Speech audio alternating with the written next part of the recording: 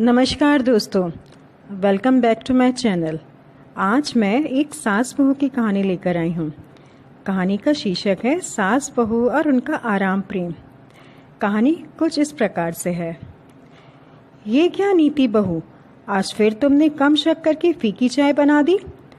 तुम कभी कड़क चाय नहीं बना सकती क्या? सुनीता जी ने चाय का एक सिप लेकर बड़बड़ाते हुए कहा। ये लगभग रोज का ही है। कभी चाय में चीनी कम तो कभी खाने में नमक कम, कभी सब्जी में तेल कम, क्योंकि पिछले 2 सालों से सुनीता जी को डायबिटीज़ और ब्लड प्रेशर है। डॉक्टर के कहने पर मीठा तला हुआ गरिष्ठ खाना पीना मना है, लेकिन सुनीता जी ज़रा भी नहीं समझती। उनकी बहू उनकी हेल्थ को ध्यान में रखकर खाने में चीनी, नमक, तेल, मिर्च कम इस्तेमाल करने लगी, लेकिन बहू की सख्ती से सुनीता जी हमेशा नाराज हो जाती। बहू की शादी को 5 साल हो चुके थे। बहू के आने के बाद से ही सुनीता जी के शरीर में मानो जंग सा लग गया हो।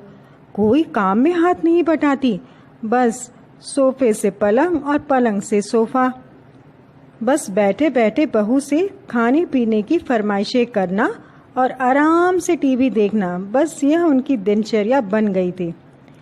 अगर बहू कहे कि माँ आप एक्सरसाइज या वॉक किया करें, इससे आपकी फिजिकल और मेंटल हेल्थ अच्छी रहेगी, ग्लूकोज लेवल भी ठीक रहेगा, तो सासू माँ कहती मेरा घर है, मैं जो चाहे सो करूँ। अगर मैं आराम से सोफे पर बैठी हूँ तो तुम्हें क्या तकलीफ है? तब से इन उल्टे जवाबों से बहू नीति ने उनसे कुछ बोलना ही छोड़ दिया।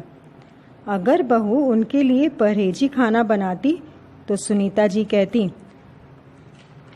माँ ने तुम्हें कुछ नहीं सिखाया, मेरे लिए भी तेल मसाले वाला खाना ही बनाया करो। अब तो बहस से बचने के लिए नीति बहू ने सास के अनुसार ही काम करना शुरू कर दिया था। सुनीता जी ना अपने पति की सुनती ना बेटे की, बस दिन भर आराम आराम और सिर्फ आराम, जिस कारण वह ओवरवेट हो चुकी थी और बहुत सारी बीमारियों ने भी उन्हें घेर लिया था। सुनीता जी की एक बेटी भी थी, रानी, जिसके पास के ही शहर में शादी हुई थी। वह भी हमेशा माँ से कहती माँ तुम ज़्यादा काम मत किया करो, बस आराम ही किया करो, नहीं तो भाभी तुम्हारे ऊपर सारे घर की जिम्मेदारी डालकर खुद आराम से मज़े करेगी। अपनी बेटी की बात तो सुनीता जी ने मान लो गांठ बांध ली हो। 6 महीने में 2 बार हॉस्पिटल में एडमिट होती थी। एक बार उनकी बेटी रानी मायके आई हुई थी, तभी सुनीता जी की तबीयत खराब हो गई। उनको डॉक्टर के पास ले जाना पड़ा था, साथ में बेटी रानी भी गई थी।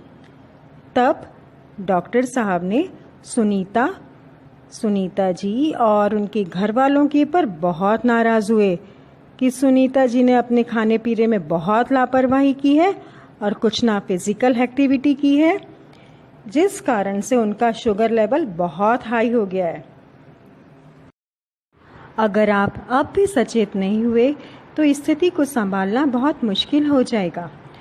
तब सुनीता जी घर आकर अपनी बहू से कहती हैं मेरे लिए आज से सादा खाना ही बनाना और शाम को मैं आधे घंटे की सैर पर भी जाऊंगी।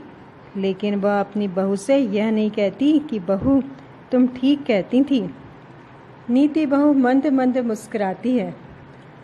फ्रेंड्स, अगर आपको ये कहानी पसंद आई हो तो प्लीज़ उसे लाइक ज़रूर कीजिए और मेरे चैनल को सब्सक्राइब ज़रूर कीजिए। तो फिर मिलते हैं एक नई कहानी के साथ। तब तक के लिए खुश रहिए, स्वस्थ रहिए। नमस्कार।